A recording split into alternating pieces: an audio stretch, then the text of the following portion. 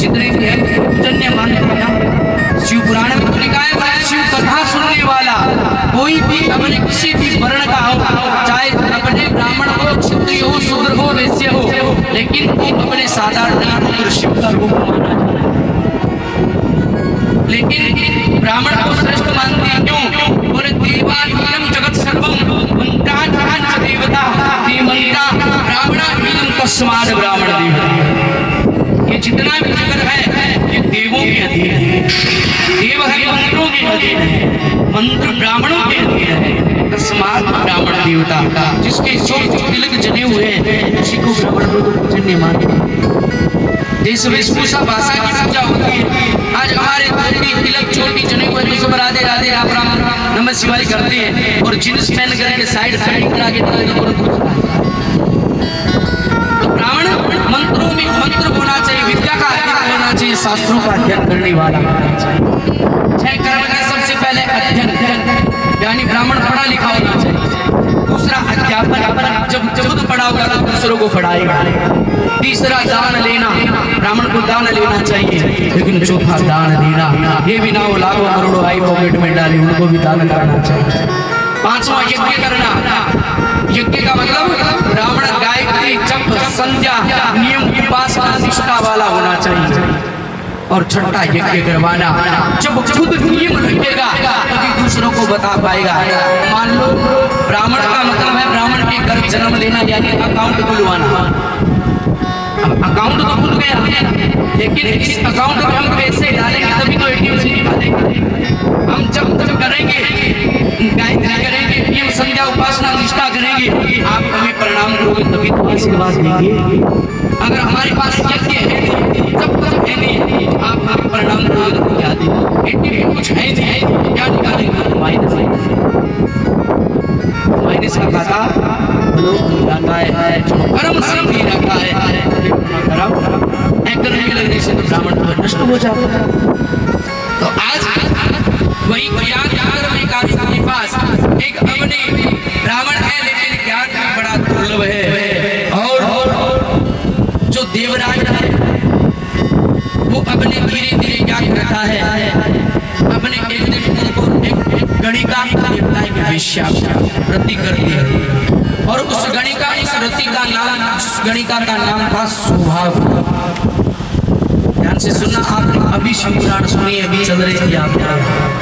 लेकिन जहाँ तक मेरा अनुभव है, संतों के गुरु के मुख से भी में ज्यादा बड़ा कथावाचक तो नहीं हूँ, लेकिन जितनी भी व्यास मंच से कहूँगा आपके समझ में जरूर आएगी, समझाऊंगा, कोशिश करूँगा।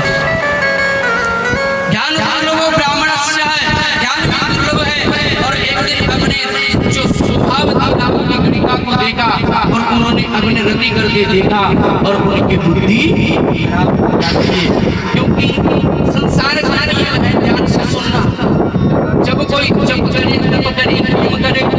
बड़ी अफसर खान रहे लोग उनको देखते तो वो आचरण ग्रहण नहीं करते, लेकिन किसी को अपने धुआं लगाते देख लेना, बीड़ी सिगरेट पीता देख ले, वो तुरंत सीख जाता है। देख चेक तो जैसा शराब गंदी जो पूरी आदत है ना, लोग उसको जल्दी पकड़ते हैं, और उनको देखो ये कितने अपने कैसा लगता है। लेकिन आप त्रिपुंड लगाओ, द्राक्ष पहनो, माला पहनो, धोती पहनो, जब तक उसको कोई नहीं देखा कि कर रहा है, सीखे कैसे रखते हैं। लेकिन पूरी चीज उसको सबसे पहले चाहिए। आज भाई अपने उन्होंने क्या किया, पूरे तरीके से सब देखा और उनके मुंह रद्दी करने लग जाते। एक दिन की बात, धीरे धीरे समय बीतता है, क्योंकि जैसा करोगे वैसा चलेगा, रंग जैसा हम संग करेंगे वैसा ही रंग चढ़ जाएगा। अब उन्होंने जब स्वभावती को देखा, उनके साथ रति करने लगे। धीरे धीरे समय आया, और समय आने पर वही जो अपनी स्वभावती की गणिका की सुनी, देवराज का बोले, ब्राह्मण एक काम करो, आपके पास जितना भी धन है ये हमें दे दो। देखो गणिका का काम, उनका तो अपनी कोई पैसा है, अपनी जमीन बेचती है, पैसा कमाता है। उन्होंने कहा आपके पास जितना भी धन है, अपनी पत्नी को, बेटे को मार करके ये धन दे दे। और वो अपनी गणिकाओं की बात में बेटी को मार देता है और उनको मार करके अपने घर में जितना भी था सारा का सारा धन ला करके शिवावती को दे देता है। अब धीरे धीरे शिवावती धन को लेकर के चली जाती है। एक दिन की बात धीरे करके उनका शरीर हो जाता है, वो थोड़ा जर्जर हो जाता है और जवानी चली जाती है और घड़ी का धन लेकर के चली जाती है। धन से मतलब था और संसार का नियम है, सब अपने रिश्ते नाते स्वार्थ के हैं तो वो अपने धन लेकर के जाती है। और एक दिन देवराज राज में विचार किया, वो अपने प्रयागराज क्षेत्र में जाता है और वहाँ प्रतिष्ठानपुर नाम के एक नगर में एक गांव में वहाँ जाता है। प्रतिष्ठान में जाता है, जाकर के वहाँ देखा और एक वहाँ पर एक शिवालय, शिव का मंदिर शिवालय में गया और जाकर के देखा और आज देवराज को बड़े जोर से बुखार आ जाता है, ज्वर आ जाता है।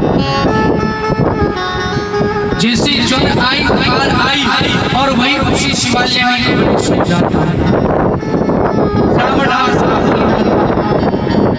और उसी समय अपने वहां एक पंडित जी महाराज आते हैं कथा करने और वो कथा कर रहे थे और अब अपने देवराज उठने की कोशिश करता है, लेकिन जबरदस्ती जोर से आ जाती है, बुखार खड़ा नहीं हो पाता। और देखो जबर बुखार भी बहुत अलग चीज होती है। जब अपने बुखार आई खड़ा नहीं हो पाया, उठने की कोशिश करता है लेकिन उठ नहीं पाता है और जोर के बारे बेचारा पड़ा रहता है। और फाल्गुन कृष्ण पक्ष चतुर्दशी का दिन था और उनके बाद हमें बताया जाता है वैसे चतुर्दशी का भी दिन था श्रावण मास। अब दोनों ही बात संतों के मुझे तो श्रावण मास का महीना और कथा चल रही थी, शिवालय में पड़ा है, उठ पानी पड़ा है, पूरा दिन बीतता गया और वहाँ पड़ा रहा और उनके कानों में वो कथा चल रही थी।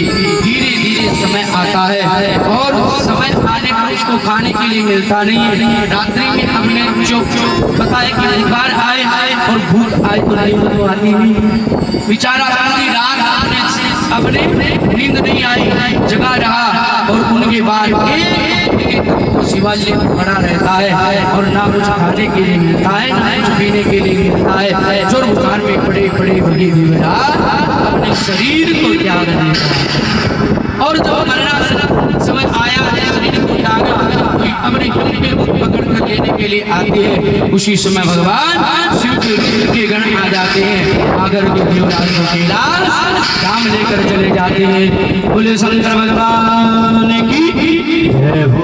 जब अपने कैलाश धाम पर जाता है उनके बाद पूछा उन्होंने आज तक कोई शुभ कर्म नहीं किया, लेकिन आप कैलाश धाम पर कैसे जाएगा? बोले 1 महीने तक कुछ नहीं, ना कुछ खाया है ना कुछ पिया है, केवल शिव महापुराण की कथा हमने सुनी है।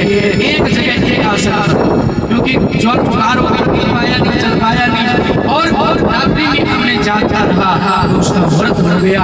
व्रत रह करके और एक जगह से 1 महीने शिव पुराण कथा सुनिए, ये मेरे कैलाश धाम हो जाएगा। कितने दयालु है भगवान भोलेनाथ। अगर उसके दर पे जाएं और हम केवल शीश भी झुका लें तो भी भोलेनाथ कृपा कर देते कैलाश धाम में चले जाते हैं। देखो एक बार ब्रह्मा जी के भी मन में बात हुआ, ब्रह्मा जी माँ पार्वती के पास गए, जाकर के माँ पार्वती से कहा, बोले भैया मैं ये ब्रह्म पद छोड़ रहा हूँ। बोले क्या बात हुई? बोले नहीं मैं किसी के भाग्य में कुछ लिखता ही नहीं, लेकिन फिर भी भगवान शंकर के भोलेनाथ के पास आता है और आकर के जैसे शीश झुकाता है ये सारे के सारे लिख देते हैं। जब मैं पूछता हूँ कुछ लिखा नहीं, बोले तुम इसके भाग्य में लिखना भूल गए थे, कोई शिक्षा की इसके भाग्य में ना लिखा हो वो भी ये लिखने वाले ऐसी ऑर्डर डालू देव भगवान जिसके भाग्य में कुछ नहीं लिखा हो। यानी क्या बात करें, कथा है कि आगे जो मार्कंडेय जी महाराज ऋषि में